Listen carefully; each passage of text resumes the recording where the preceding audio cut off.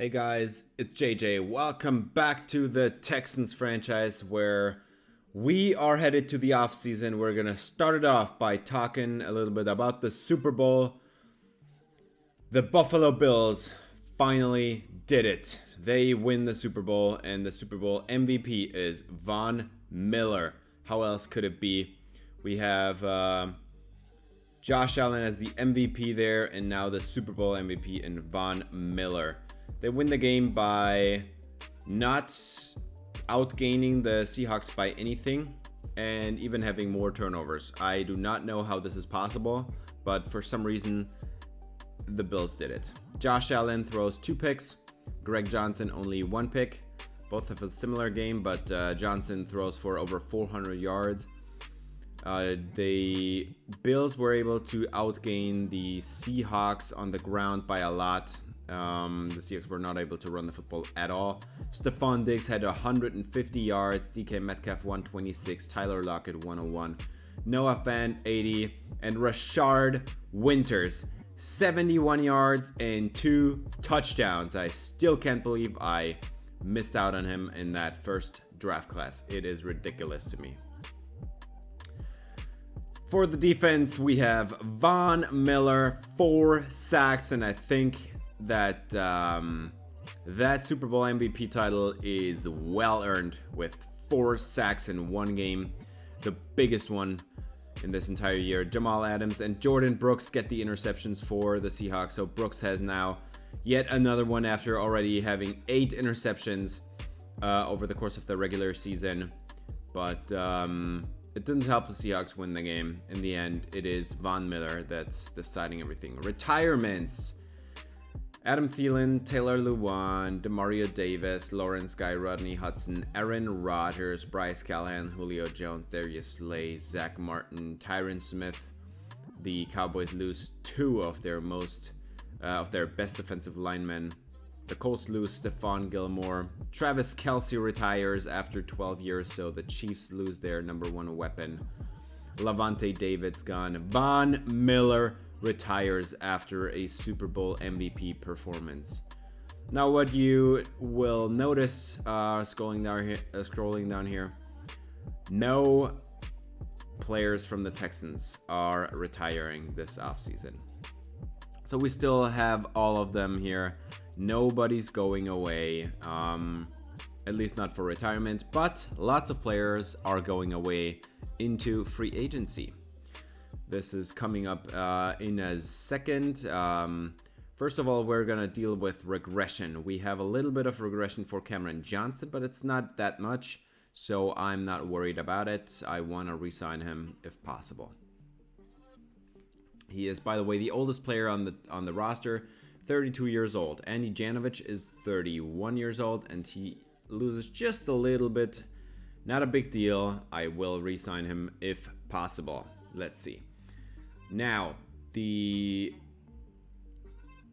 backup right guard is Trey Turner. I only brought him in for mentor reasons, and he's now down by a lot of points. And I don't think I'm going to bring him back. Maybe if he has still the mentor tag and nobody else is there, but DJ Reader, he was the biggest disappointment this entire season. He was brought in as a run blocker, and now he loses even more block shedding, even more tackling, even more play rec. Yeah, he's not coming back. Matthew Ioannidis, another guy that I want to bring back because he played well this past season despite limited playing time, but he loses a lot in regression. A lot. Our kicker, Kaimi Fairbairn, who is, I think, 30 years old, he does not lose anything, so he's gonna stay here if I can re-sign him.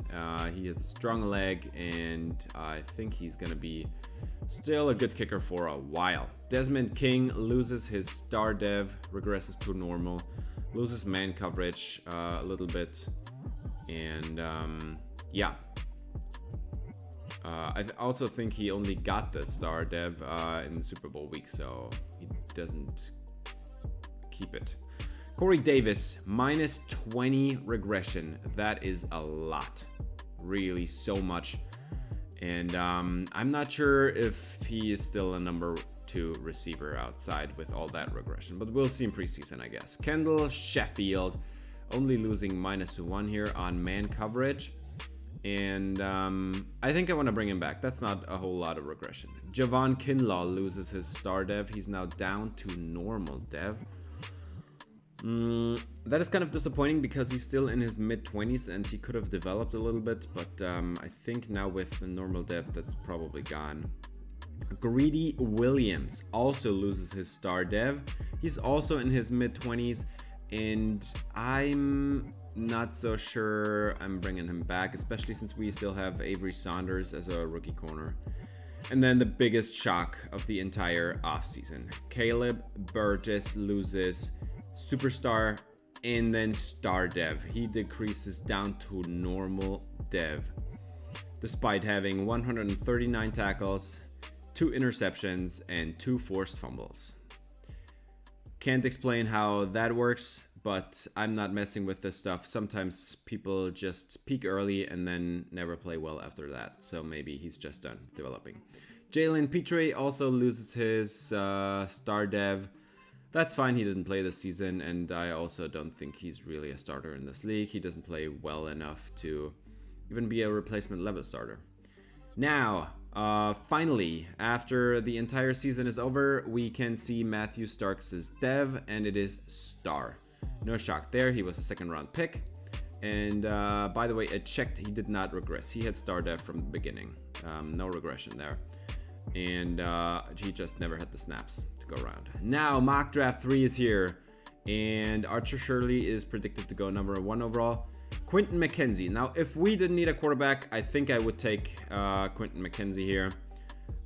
Because I think he's the best non-quarterback in this entire draft class. Especially considering that I probably may need a new tackle after Jedrick Wills' contract is up. And for some reason, Angelo Mendoza falls down to number 15. Can't believe that. Manny Rogers is actually a defensive tackle that I really like. Unfortunately, he's very injury prone. I think he's going to be a great player, but I think with a story that he had, I think his injury rating is going to be in the 70s. And that is really scaring me away. If he falls to number 30 for some reason, I might think about it. This is the pick we got from the Ravens last year, and I can tell you one thing right now: we are not going to be taking a running back in the first couple of rounds. Maybe in the 3rd round, I think about it, because Dameon Pierce's contract is up after this season. Now, re-sign stage. Let's talk. Davis Mills. I talked about this a lot. So what I feel is, I think he's the reason that we didn't make it to the playoffs. In these last 3 games, he missed so many throws, critical throws on 3rd down especially, and I think at this point we gotta start over. This is not the guy, and he can go somewhere else. He has still superstar dev. He didn't regress, so he kept his superstar dev, but it's really, no, he's not the guy. Ty Chandler, I want to bring him back, but not for that contract, so maybe I'll lowball him in the offseason and maybe he comes back. Same goes for Terrell Way. I'm not handing out 3 or 4 year deals to backup running backs. Are you kidding me? So maybe I'll look at them, take another look at them when we are done with the draft or in the late stages of the offseason if nobody offered to them. And the same goes for Ty Johnson, who also is 27, so he's even older than the other ones. And I don't think he's going to be developing a whole lot more. Andy Janovich. He is the one guy I want to keep around here from the running back room. He's a fullback, and I think his ratings are still in a great spot. And also, he has been playing really well as a lead blocker for Dameon Pierce. So I think it's worth keeping him around. I offer a 4-year $4 million deal over 1 year, and he takes it. So keep Andy Janovich around. One specialist position taken care of. Let's go to receiver. Matthew Dunlap is somebody that I like ratings wise, but I'm not going to offer him a 2-year deal, especially not one that pays this amount of money. That's way too much. Next player, Gary Gordon, he is 24. He lost a star dev, and all he can do is run fast. He has 98 speed, and that's it. Might be bringing him back later, but not now. Now, who was that? Terrell Ridley. Like him a lot. He is a great player to come off the bench. When somebody gets injured, he's always open and he catches everything you throw his way as a slot receiver, so might be bringing him back later. Nico Collins was never able to break out like Justin Ross did, so I don't think there is anything to be gained by retaining him. He's gonna test free agency. Brevin Jordan, he is I want to give him a chance in a different offense. I don't think he was the one guy for us to be targeting all the time. I think his hands were too inconsistent. Now that we have got what's his name, Diego Cordova, I don't think there's any need to retain Brevin Jordan, so let this guy walk. Left tackle, left guard, center, nobody to re-sign, and right guard, Trey Turner, is going to be gone as well. We'll look for him out in free agency if there is nobody else with a mentor tag to bring in. Now we have left end AJ Epinesa. I traded for him actually, but I don't think he panned out all that well. He didn't have huge sack numbers. He's just not a great athlete, and I want to give him a chance on a different team, especially since we already have 3 good edge rushers. And yeah, Johnny Buchanan is a guy that I would like to bring back. He's a developmental piece that looked pretty solid in the off seasons, or I guess in the preseasons, but I will not bring him back for $4 million. DJ Reader is up, and I do not need to talk about why he's not coming back. He's gone. He was a disappointment. Let's move on. Now, Matthew Ioannidis, I would like to bring him back for a 5-year deal. I think that's fine. Let's try it. And let's see what he says about 5 million. No, actually, let's increase this a little bit. We got 5.5 now. Let's make the offer. He likes our scheme fit, and well, I guess Texas is kind of close to New Jersey. Well, I don't think so. And but he wants to play for a new team this year, so he's gone. And well, that's kind of a disappointment. But yeah, let's move on to the next defensive tackle, which is Trevor Dunlap, and he is a UDFA from last year. I want to bring him back, but not for that kind of money. Let's try about $1 million or something once we're in free agency. No linebackers to take care of. Let's move on to corners. We've got Desmond King. I like him. He didn't regress a whole lot, and he's still a good slot corner with some blitzing upside. And I am fine paying this kind of slot corner about $5.5 million a year. And let's see if he takes it. Yes, he does. So Desmond King is also coming back. No need to get a slot corner anywhere for now, at least.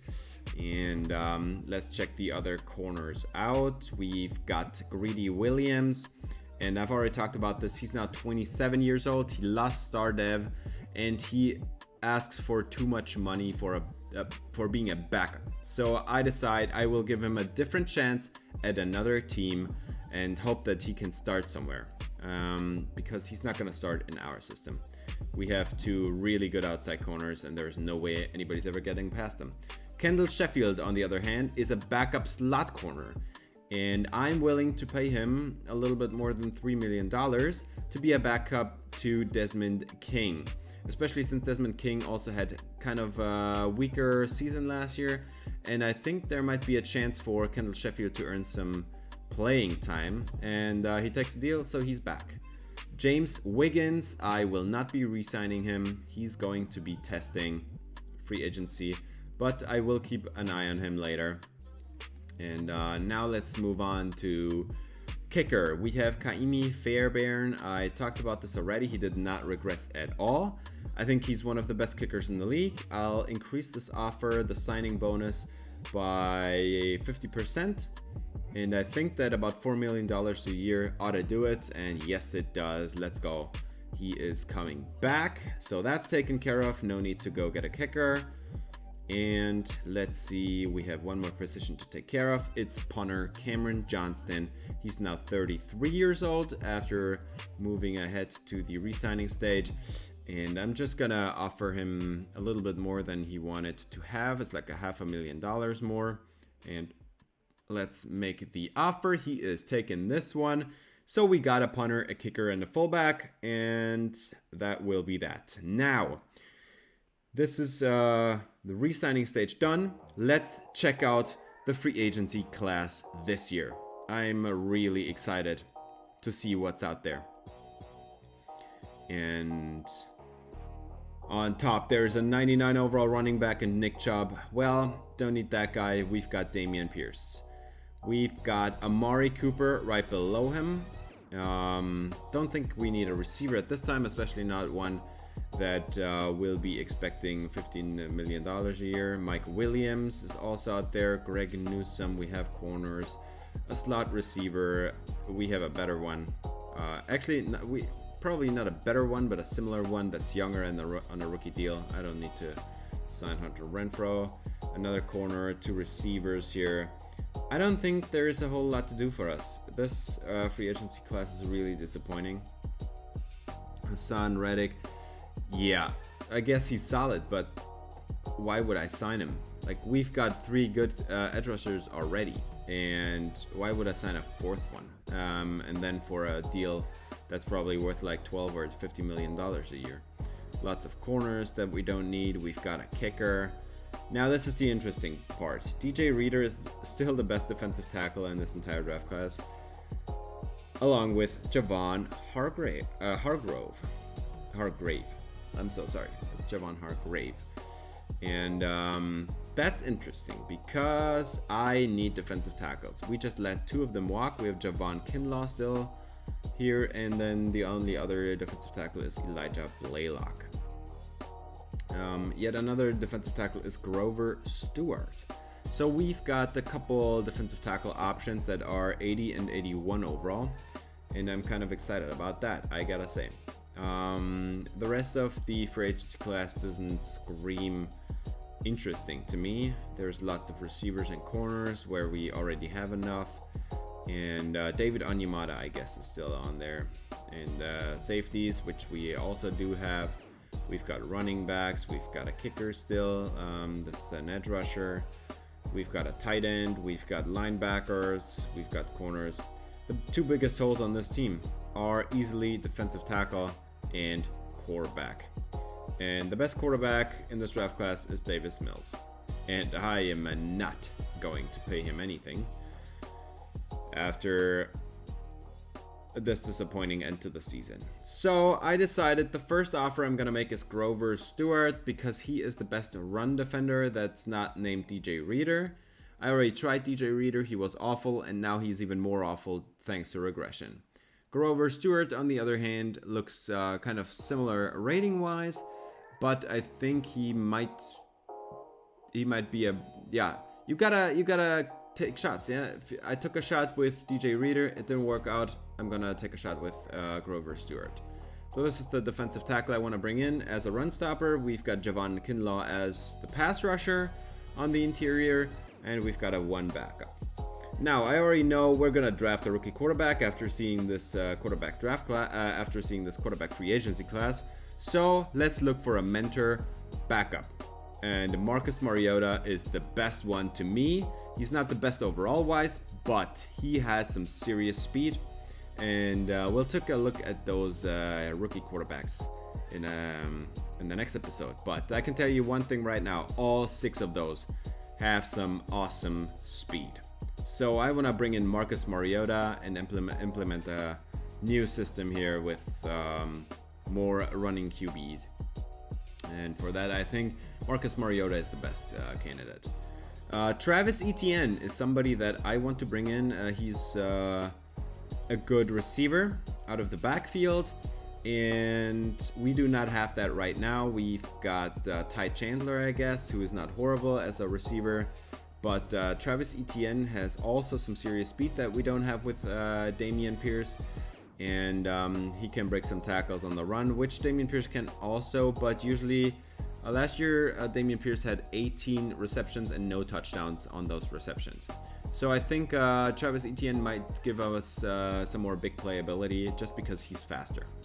Mark Glowinski is a guard that is... This is basically the Trey Turner signing from last year. I'll bring him in because he's a mentor and I want somebody to to give a hand to these two young guards we have. And then I also want to bring in Jawan James. I didn't offer him a huge deal, but a couple $1 million just to be a mentor to one of those tackles that I probably will end up drafting. I want to look ahead into the future.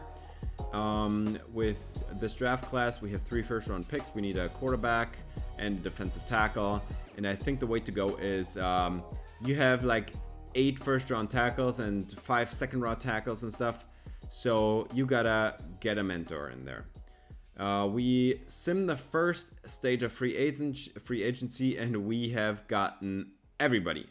We've got 1, 2, 3, 4, 5. Marcus Mariota is coming here. Jawan James, Mark Lewinsky. We've got Grover Stewart, and yeah, there's the first period over. The first eval period, we got the big names. Now let's look for the backups. I lowballed everybody of those. Like every one of those has a lowball offer, and I'll just see who takes a deal. And we're gonna see how this is gonna go. Let's eval this one, and I'm not sure we did actually get anybody. We did get one, and it's Ty Chandler. So we've got at least one of them who is a great athlete, and I like that very much. Now, mock draft 4. This is after re-signing stage, so this is updated. We are mocked to take Angelo Mendoza, and I think that Archer Shirley and Angelo Mendoza are the 2 top quarterbacks in this draft class, but we'll see. For some reason, Quentin McKenzie falls now to 7, and if there is a fall for Quentin McKenzie in the real draft later, I think there's a good chance I might be trading up from 17. This mock draft has us taking another quarterback at 17, which is absolutely not going to happen. But Darren Norton is also one of my favorite quarterbacks from this draft class because he's fast and he has a good arm. And if I somehow miss out on one of the top 2 quarterbacks, I'm happy with that. Charles Kerr, on the other hand, is not my favorite quarterback because he is injury prone, and I think really badly injury prone. Now we have yet another group of, well, I think 4 of the 5 same players from the last eval period, plus Tyree Gillespie as a backup safety, and it looks like we've gotten one of them, and I think, yeah, that's it. It's Tyree Gillespie as a backup safety. He had a lot of interest, and I think his speed and acceleration is really going to help us on the back end if Caleb Burgess should ever go down. 5 fifth-year options. We have Derek Stingley, and like the system wants to tell everybody that 5th-year options, you take them if you want to keep the player, but actually 5th-year options are for if you're not sure if a player is a deal or not. And I absolutely know Derek Stingley is gonna get an extension. If you would take a 5th-year option in real life for somebody like Derek Stingley, I think they would want to be traded. And I think the fair deal is, you know he's a good player, and you're gonna pay him in year 4. Kenyon Green is the other 5th-year option this year, and I'm actually not really sure what to do here. I think he's a good guard, but he's never going to be great, and that's why I was kind of thinking about tagging him, or like, I guess, putting him on the 5th-year option, but I didn't do it because in the end, I'm not sure if we can find another guard that is that young that I wanna sign to a long-term deal later, and I don't think we will draft any guards in this draft class.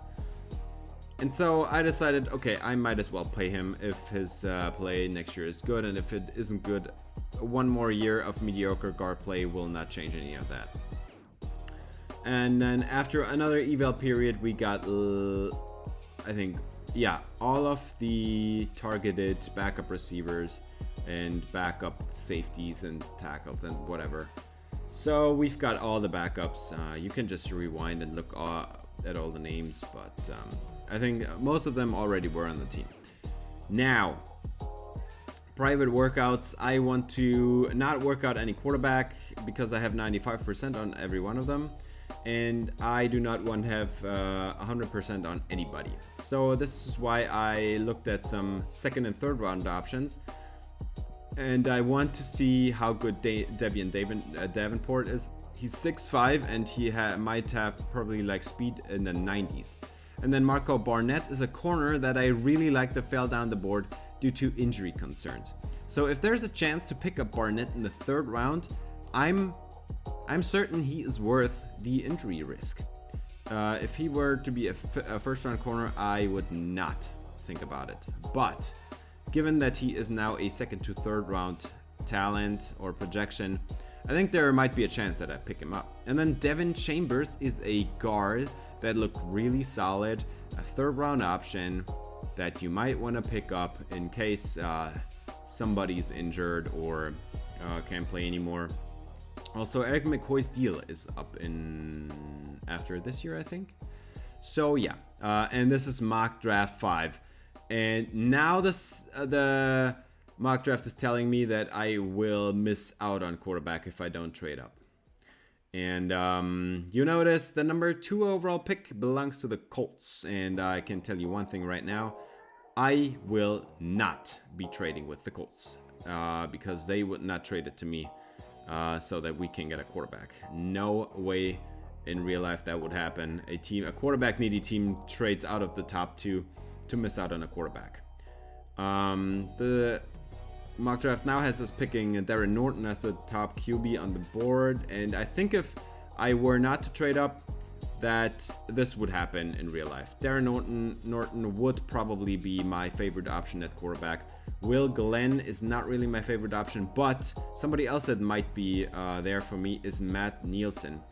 Although you gotta be saying mid accuracy and short accuracy at C's is not great for Matt Nielsen. So I think between Norton and Nielsen, I might be taking Norton, but also you can take Nielsen at the end of the first round, and you can spend the first 2 picks on elite talent, or you take the better quarterback and then miss out on all these mid first round tackles. Now let's go through the free agency. Since there were not really all that many highlight players, there's not really a lot to talk about. As DJ Reader moves on to the Chargers, and Javon Hargrave is also out there. He went on to the Titans, and yeah, that's not great. We are gonna face him twice a year now, and yeah, that's not great news.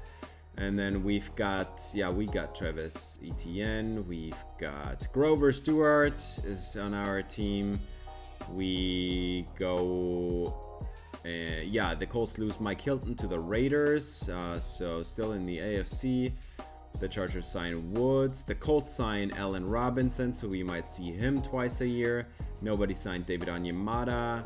And yeah, we're getting down the list now. This is really not all that interesting anymore.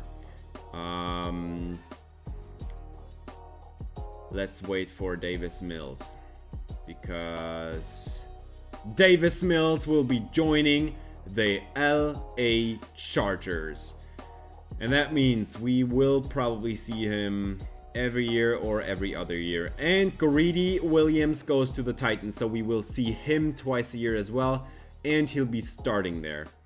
So yeah, that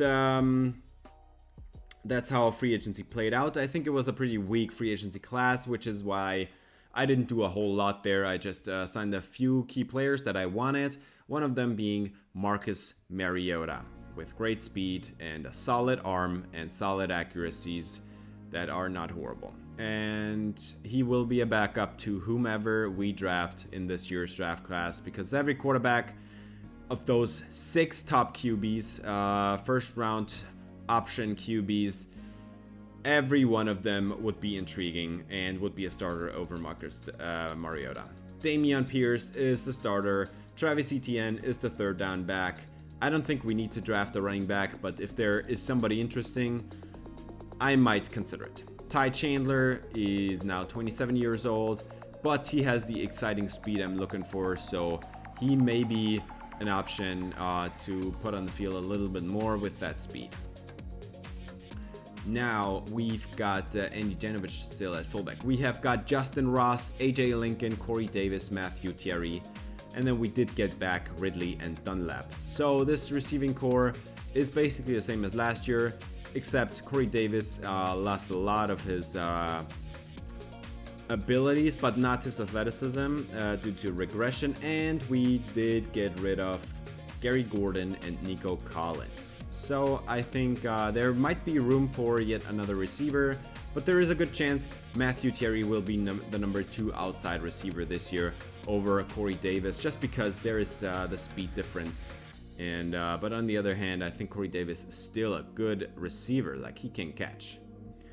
And Ridley and Dunlap are going to be backups. There is no way around that, especially with a player like Matthew Thierry being the number 4 receiver right now.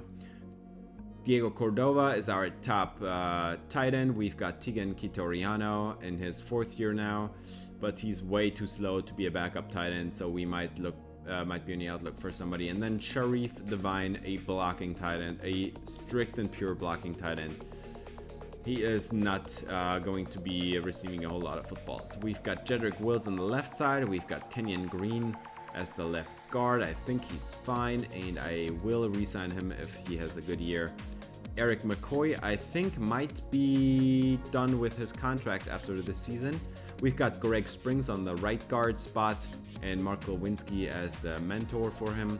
And then we've got Tristan Wirfs as the right tackle. Jawan James is going to be the mentor for whoever our right tackle is, or left tackle that we draft in the upcoming NFL draft. And then we have Matthew Starks as one good edge rusher, and I'm really excited about what he can do. We've got Marcus Davenport and Ryan Springs. So 3 edge rushers, and I think this year you have to set up a rotation. I know that Ryan Springs broke out and Marcus Davenport is on paper a lot better than Matthew Starks, but we can just let Starks sit on the bench forever, especially since he's going to be losing his star dev then. At defensive tackle, I think we need to draft someone. We've got Javon Kinlaw and Grover Stewart. This is 1 run stopper, 1 pass rusher, and apart from that, it does not look really all that great. I think there might be an opportunity in the draft, but the defensive tackle class does not look great in this draft class. Jamie Cantu is going to be probably the new number 2 linebacker. Nick Abbott is a backup. Number 1 linebacker is Chris Portillo, very obviously, with his awesome speed and his coverage ability. And he's going to be playing third down all the time and also run stopping. Christian Harris, I think now he's kind of done with being the number 2 linebacker. He's just not a playmaker, and he didn't get a breakout, and he's still like a 74 overall. We have a top 2 corner duo with Day and Stingley. That would be probably one of the best corner duos in the league. We have Desmond King in the slot, Kendall Sheffield backing him up, and Avery Saunders is going to be backup to Day and Stingley. Really happy with that. For safety, we've got Caleb Burgess at free safety, Tyree Gillespie backing him up. I think that he's a really good option. Also can play a little linebacker if we've got a couple injuries there. And then Byron Redman as the strong safety, backed up by Jalen Petre and the same kicker and punter we had last year. So this is how the roster looks as we go into the off season. and into the draft. And in the draft, we have the number 3 overall pick, and we need to make a move if we want to get a quarterback, I gotta tell you. And we'll talk about that next episode. This is gonna do it for this episode. Thanks for watching. If you enjoyed, please leave a like and subscribe for more Texans franchise. See you in the next episode. Until then, spread some love.